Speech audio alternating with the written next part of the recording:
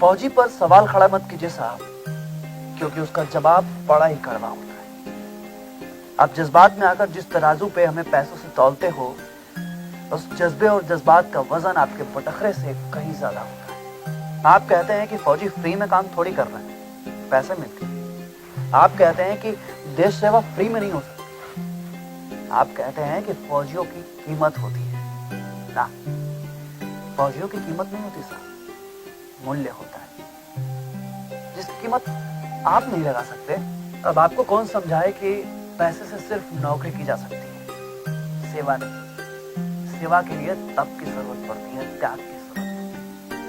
और वैसे भी आप जैसे लोग घर में बैठकर एसी में बैठकर इसे नहीं समझ सकते। इसके लिए आपको थोड़ा बाहर निकलना पड़ेगा।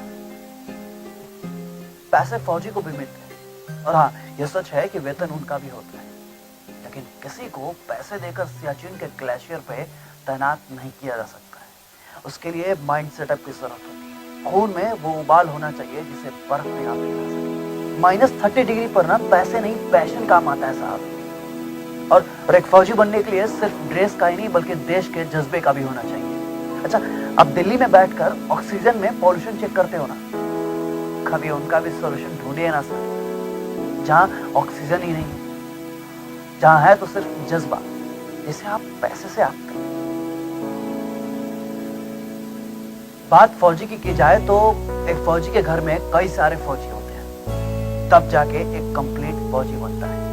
उनके छोटे छोटे बच्चे ये बात जानते हैं कि पापा के जाने का टाइम तो फिक्स है, लेकिन आने के टाइम का कोई आता पता नहीं।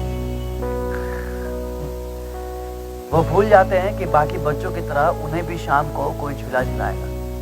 वो भूल जाते हैं कि उन्हें भी कोई कविता लोरी गा गा कर सुलाएगा। वो भूल जाते हैं कि कोई उनके लिए भी 26 जनवरी को जलेबी लाएगा। एक फौजी जब ड्यूटी से घर वापस आता है तो उसके सारे बच्चे सो जाते हैं। एक फौजी बाप क्या होता है, उस बच्चे से पूछिए साहब, जिसके फादर 20,000 फीट की ऊंचाई पर बर्फ की चादर ओढ़े मोबाइल और यूट्यूब से दूर शान और शिद्दत से देश का सेवा कर रहा होता है। फौजी बाप क्या होता है, उस बच्चे से पूछिए ना, जिसके पापा अक्टूबर में बोल के गए थे कि दिसंबर तक आएंगे और 26 जनवरी तक नहीं है। उसके वाइफ से पूछिए ना, जो हाफ सोल्जर की तरह 365 दिन उसे कोऑपरेट करती रहती है। क्या उसका मन नहीं होता कि इस हॉलीडे साथ मनाए? अपनापन का स्वाद क्या होता है, उस सिलवट पर पीसते मसाले से पूछिए, जिसमें नमक तेल होने के बावजूद भी उसका टेस्ट फीका सा लगता है। एक और बात जान लीजिए साहब, फौजियों का ऑफ होता है, उनकी बीवियों का नहीं। वो जानती है कि जब वो ड्यूटी से आएंगे तो उसकी ड्यूटी शुरू होगी, एक ड्यूटी से पहले, एक ड्यूटी के बाद।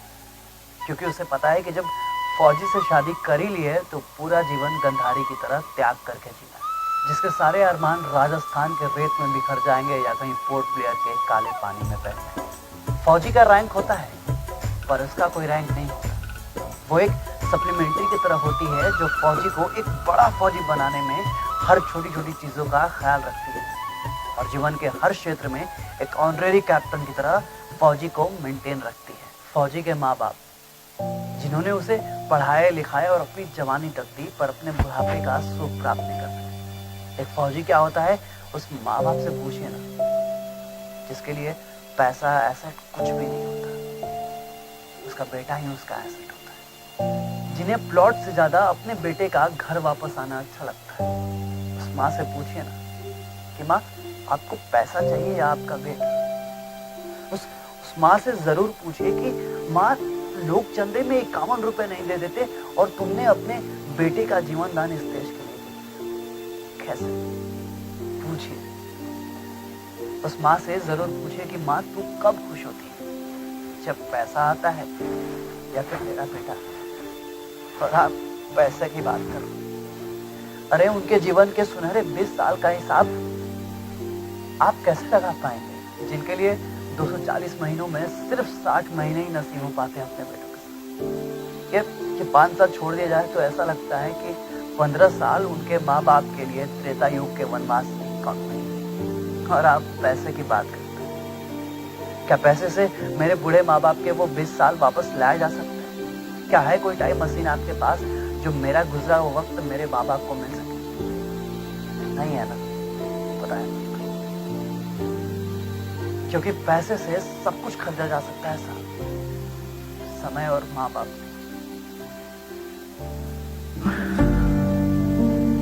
लेकिन मैं आपको क्यों बता रहा हूं? क्यों? क्योंकि बताना जरूरी है, क्योंकि मैं एक फौजी हूं और फौजियों को विकिपीडिया पर जगह नहीं मिलती। इस गेट के बाहर हमें कोई नहीं जानता। कैंटीन ही हमारी जान और पहचान है, और सादगी हमारी गुमनाम। और इस साल का किशोर जब फौजी बनता है ना, तो देश का जवान हो जाता है। मैं 25 दिसंबर को इसी भारत की मिट्टी में जन्म लिया और अपनी जिंदगी के 19 साल अपने माँ बाप को देने के बाद खुद को भारत की मिट्टी को सौंप दिया। मैं लकी हूं कि मैं एक फौजी बना, क्योंकि फौजी बनना सबके नसीब में नहीं होता। जिंदगी के एक बड़ा पड़ाव पार करने के बाद घर वालों ने एक सुंदर सी कन्या देखी और मेरी शादी 8 दिसंबर 2019 को फिक्स कर दी। घर वाले, रिश्तेदार और पूरा भरतपुर नाचा था मेरी शादी में, और हम भी। और फिर मेरी शादी हो गई 8 दिसंबर, और इस दिन को मैं कभी नहीं भूल सकता, क्योंकि इस दिन मैंने अपनी जिंदगी में एक फौजन को रिक्रूट किया, अपनी हाफ फौजी।